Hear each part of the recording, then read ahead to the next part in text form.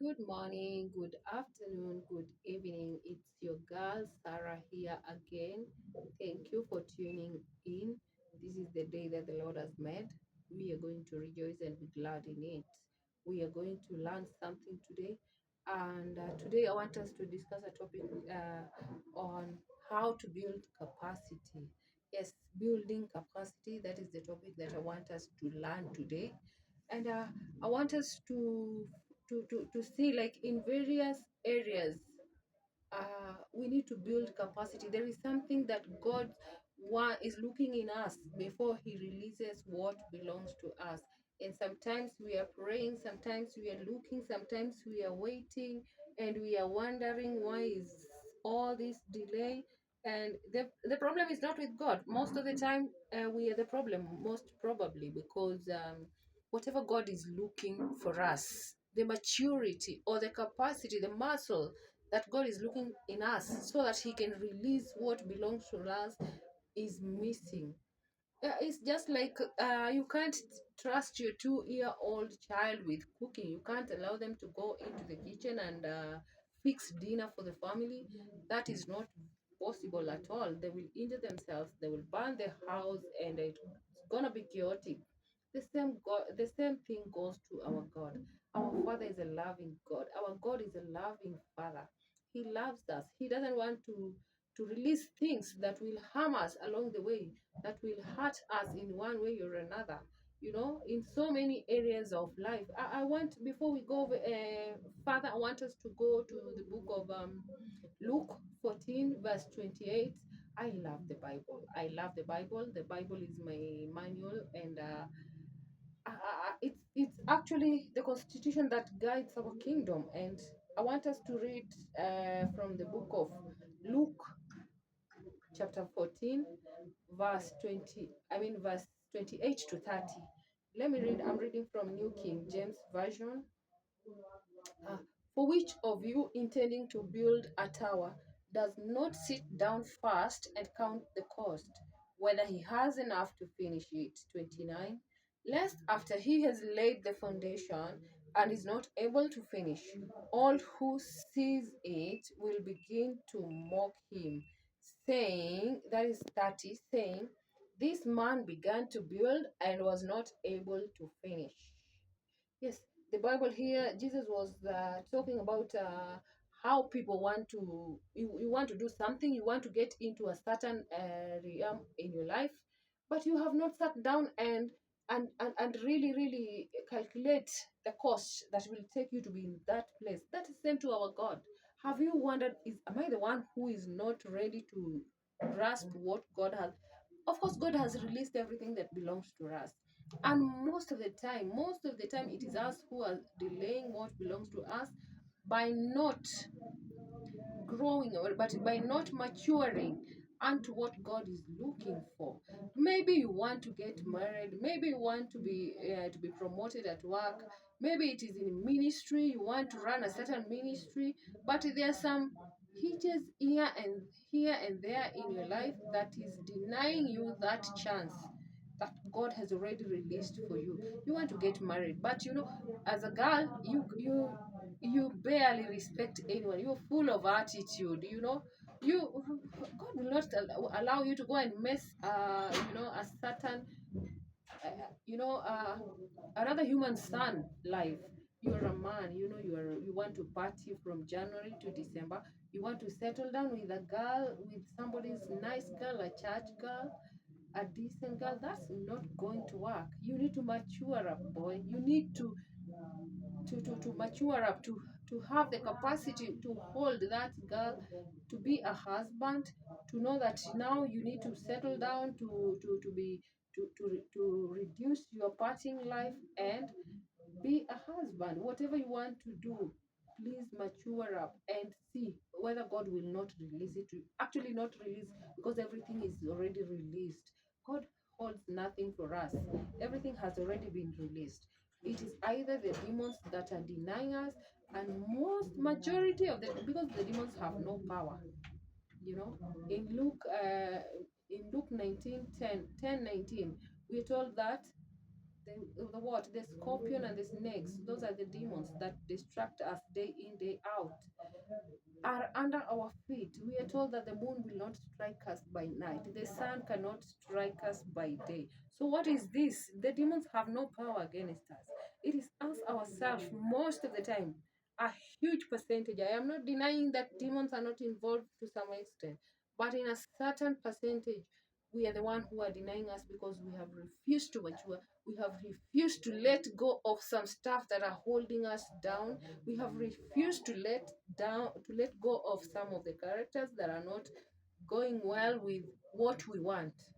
You know, you can't like become a CEO of a company and you don't even have knowledge for, you don't even know how that company runs. You don't even have what the knowledge of the company, like, totally. So you can't run the company. You need to sit down, study, get knowledge, know how these companies run, know everything about it. So by the time you're sitting on that and CEO seat, the company will move on well. So I want us today to learn that, to check ourselves, to call ourselves for a meeting, and check ourselves thoroughly. Find out, am I the one who is denying myself a chance to move to the next level? Am I the one who needs to grow up? You want to get married as a girl? You don't even respect no one. You go to the hotel, you're full of attitudes. In the morning you are happy, in the afternoon you're like, you're gloomy, in the evening nobody understands you, and then you want to go and become a baggage in somebody's son's life. That is not possible. God, of course, is seeing that, and he's like, I'm not going to release your husband. You will mess him. And he wants to give you a son of Abraham. He will not do that because you're not ready for such a blessing. I want also us to go to check another story in the book of, is it First King? I want to read Second Kings 4, verse 2 to verse 4. This is about the woman that was the widow, Elisha and the widow. Let me read for you. I'm reading from New Translation Version. Verse 2. Second Kings chapter 4, verse 2 to verse 4. And Elisha said to her, what shall I do for you? Tell me, what do you have in your house? And she said, your servant has nothing in the house except a jar of oil. Then he said, go outside, borrow vessels from all your neighbors, empty vessels, and not too few. Not that. Please underline that. Not too few. Then go in and shut the door behind yourself and your sons, and pour into all these vessels. And when one is full, set it aside. So she went from him and shut the door behind herself and her sons. And as she poured, they brought the vessels to her. When the vessels were full, she said to her son, bring me another vessel. And he said to her, there is no another. Then the oil stopped flowing. You see, the Bible is telling us that the oil stopped flowing. Why did the oil stop flowing? The prophet ordered this widow. This widow, she was a wife to a certain prophet who had passed on, and she was left with a lot of debts, and she was wondering on how to pay. Then the prophet Elisha, came with a solution. She was asked, go and borrow a lot of vessels, not very few, but she went and brought very few. After she brought, I think her faith was limited. After she brought the vessels, the oil came into the vessels until all the vessels were full. And immediately the vessels that she had, remember, she was asked to bring more, like she should have gone to all the neighborhood and asked for vessels. But I guess she was so excited and brought a few. So after those that she had borrowed were filled, the oil stopped. Why? Because there was no space, there was no room for more oil. The same thing to us. We don't have capacity, we don't have room for what we want so much. Do you have room for what you want so much?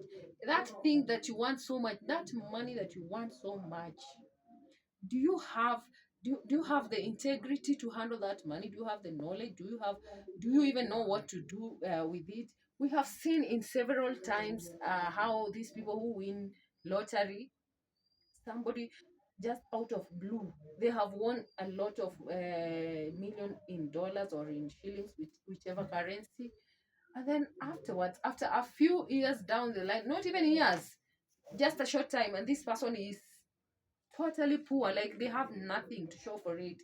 They have totally nothing. All the money they won, they have nothing completely. And you keep wondering, how come this person? I mean, just the other day they won a lottery.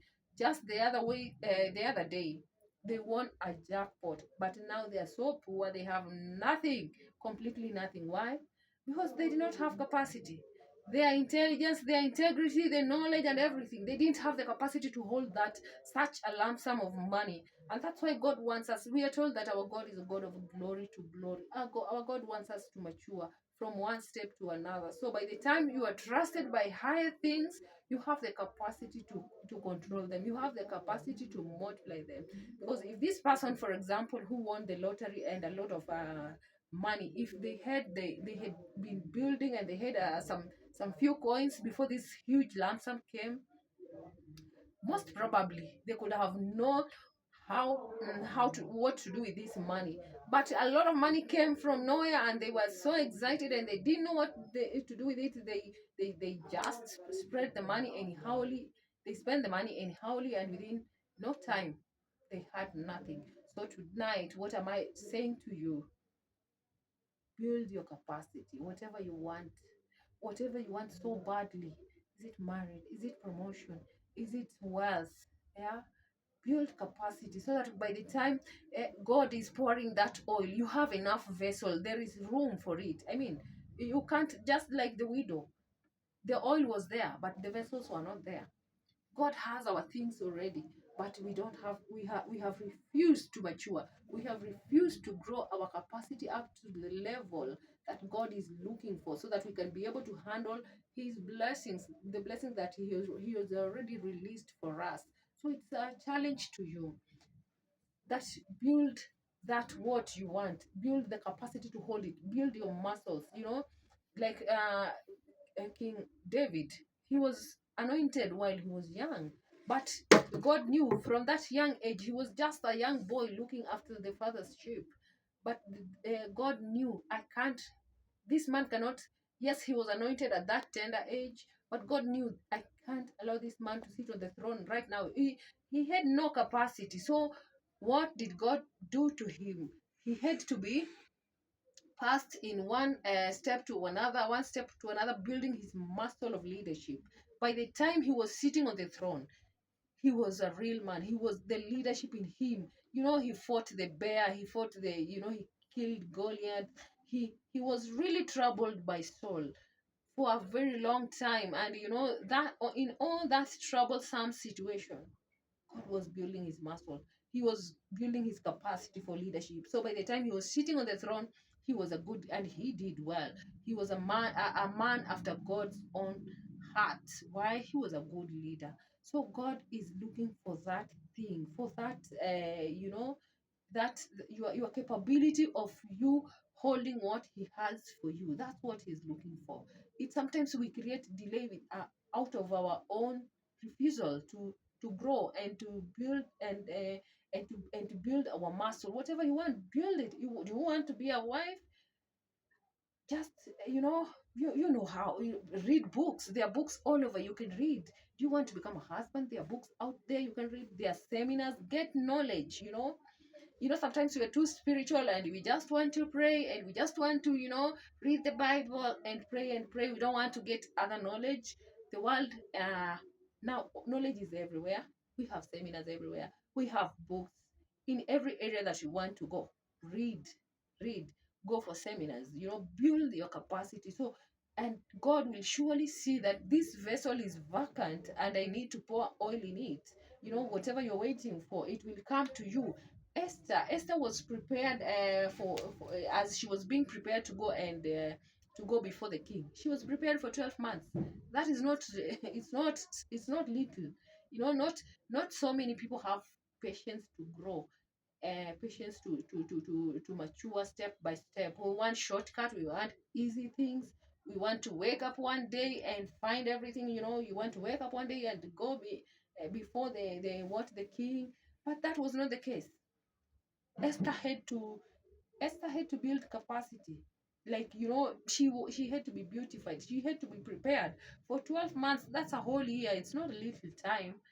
She took so much time for preparation to build the capacity in that, to become a queen. So by the time she was released, she was allowed to go in front of the king. Oh, the king was amazed by, wow, you know, the girl was ready for the role.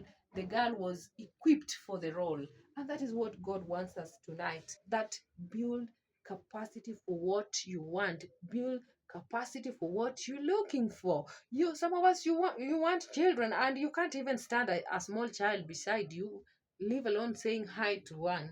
So build that capacity of things that you want to see, and truly God will release everything. He has already released. Know that he will release. Let me correct myself there. He has already released. So after you build your capacity, you're ready. God is seeing that this person is ready for this person is ready to be a husband. He will release. He will give you a kingdom girl. You want a Proverb 31 woman, but who are you? Do you have the capacity to handle her? Do you have the capacity to take good care of her? Do you? God will not trust you with her daughter when yourself you have refused to change your sorry, your lifestyle, to change to drop some of the bad habits that you have, that is denying you the chance to grow to what God wants you to be. So tonight I challenge you, in every area that you want growth, it is up to you. Grow the muscles, grow the capacity, and see God doing you good. Stay blessed, stay tuned. It's me, your girl Sarah. See you on our next. Bye bye.